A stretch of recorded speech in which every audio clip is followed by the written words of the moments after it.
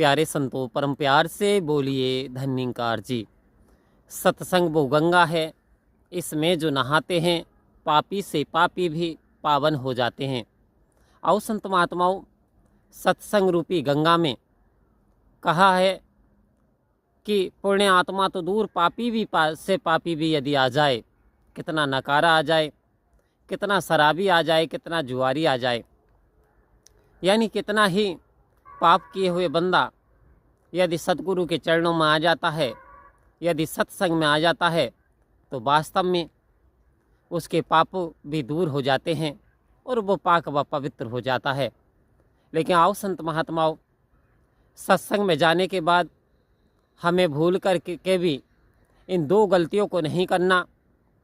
वरना कहते हैं कि दवाई पे लिखा हुआ होता है इतनी इतनी डोज लेनी है, इस तरीके से लेनी है, और डॉक्टर भी हमारे लिए कुछ रूल्स बता देता है कि भाई साहब स्वस्थ तो हो जाओगे, अब सूजन आया हुआ है तो आपको चावल नहीं खाने हैं, स्वस्थ तो हो जाओगे लेकिन आपको तली हुई चीज़ नहीं खानी है, स्वस्थ तो हो जाओगे लेकिन आपको शराब नहीं पीनी है। तो ऐसे कुछ दिशा निर्देश डॉक्टर की तरफ से आते हैं। और संत महात्माओं, जो मरीज, जो पेशेंट यदि वो पालन कर लेता है डॉक्टर के बताए हुए नुस्खे का, तो वास्तव में उसे दवाई भी असर करती है। दूसरी बात, जो दवाई खाने वाला है उसे भी ये पूर्ण विश्वास हो कि दवाई मुझे फ़ायदा पहुंचाएगी। यदि वो डाउट व शंका में रहता है कि दवाई मुझे फ़ायदा देगी ना देगी, देगी ना देगी, तो वास्तव में उसे दवाई फ़ायदा भी देने वाली नहीं है। तो वहाँ जिस व्यक्ति ने पूर्ण विश्वास किया, जिसने नियम को माना, यानी जिसने डॉक्टर की सलाह को मान लिया, उसके उपरांत सही टाइम पे दवाई ले ली, तो वास्तव में वो मरीज बिल्कुल पूरी तरीके से स्वस्थ हो गया, चंगा हो गया। और संत महात्माओं, कुछ इसी तरीके से हर विद्यालय के भी रूल होते हैं, संस्थाओं के रूल होते हैं, ऐसे ही कुछ सत्संग का भी नियम है, कुछ सतगुरु के यहाँ से भी कुछ हमारे लिए ही, यानी कुछ ऐसे नियम रूल आए हैं ताकि हमारे जीवन को खुशहाल करने वाले होते हैं। संत महात्माओं, जब भी सत्संग में हम जाएं, जा कर के जैसे कि महात्मा बैठे होते हैं, हम वैसे ही लाइन टू लाइन से बैठ जाएं।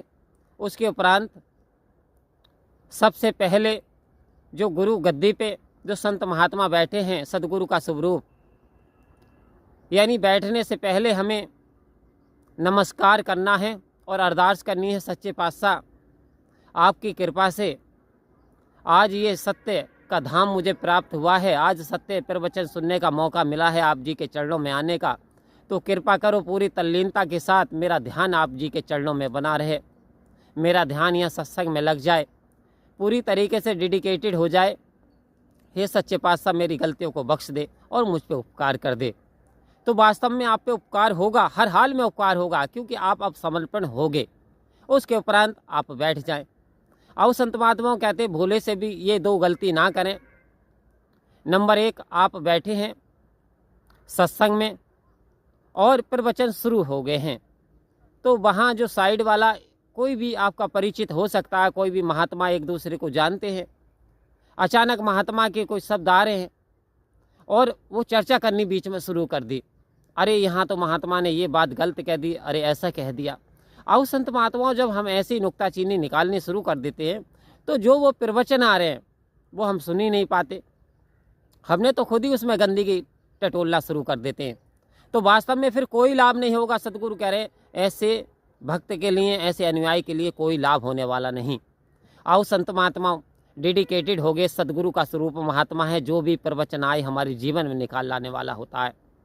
दूसरी बात, उसे हम अपनाएं।